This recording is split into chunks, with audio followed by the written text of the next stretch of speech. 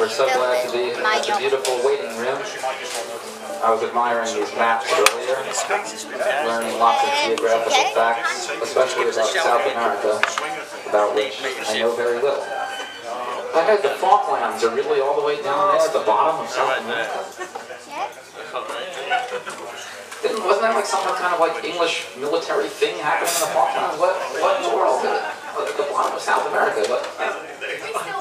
I can't have it.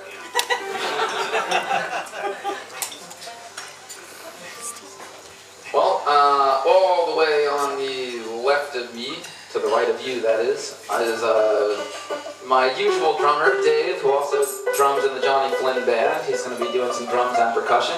Over here we have Franic of the Wave Pictures on mandolin. Normally he plays bass in the Wave Pictures, but he's playing mandolin tonight. Doesn't look too happy about it, but mandolin would be appropriate for this sort of folk show.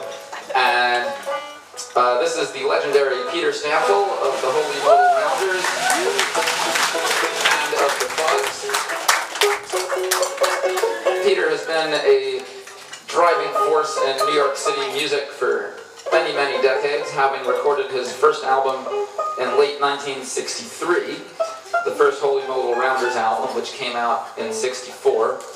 First album ever to feature the word psychedelic in a song lyric, and an album that was totally misunderstood at the time, probably, I imagine, at least in the reviews that it got, but it had actually ushered in a completely new world of music that grew and grew and grew from that point onwards, which was that folk music no longer had to be trying to recreate a traditional thing, but could be whatever you wanted it to be. And he took that even a step further with the Fugs about a year later, and continues to take things further and further and further. As you speak. As I speak.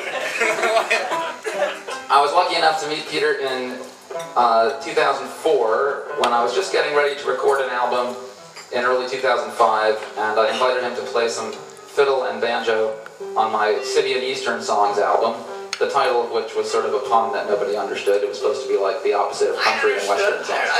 Peter was the only guy who got it. Because he was really funny. That's why I like him. He's the only guy who thinks I'm funny. Great ideas. I mean, and it's always and constantly new ones as well. Like every day he has at least I should count him. I'll keep track of you. He thinks he has to compliment me just because I compliment him, but he's I mean, I'll take it. It's great. I love it. I hope somebody's recording this. I can listen to it. He's one of the most, like amazingest human beings I've ever encountered in my long, creaky career. And I mean, I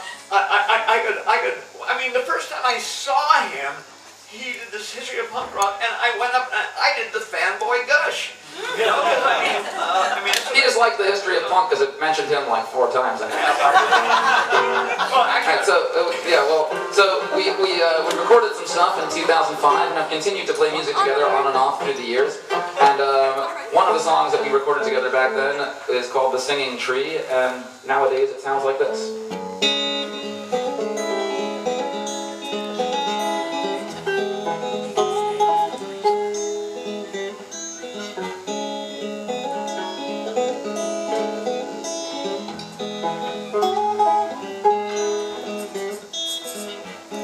There are a million roots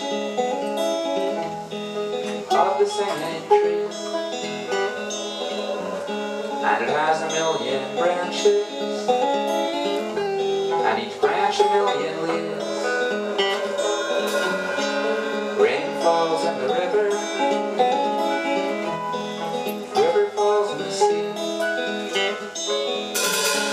sea falls upside down into the singing tree. The singing tree is hidden. The singing tree is dark. The singing tree has castles hidden in its bark. The castles have no kings. The castles have no queens.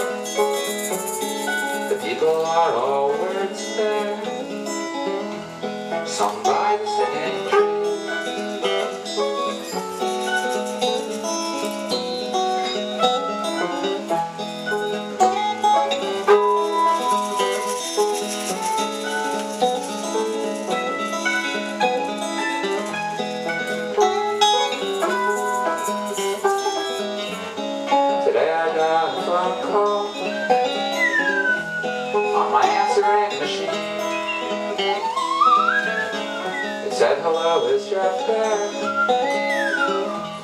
This is the singing tree. You might be surprised I'm calling. You might be surprised I have a fun. But no one wants to be a quiet tree in the woods calling, like a lonely telephone. And I'm lonely like a tree now, and I don't wanna fall in the woods. I wanna fly to me now, take me all around the world. I wanna stop barking up the wrong tree. I wanna turn over a new leaf. I wanna go back to the country.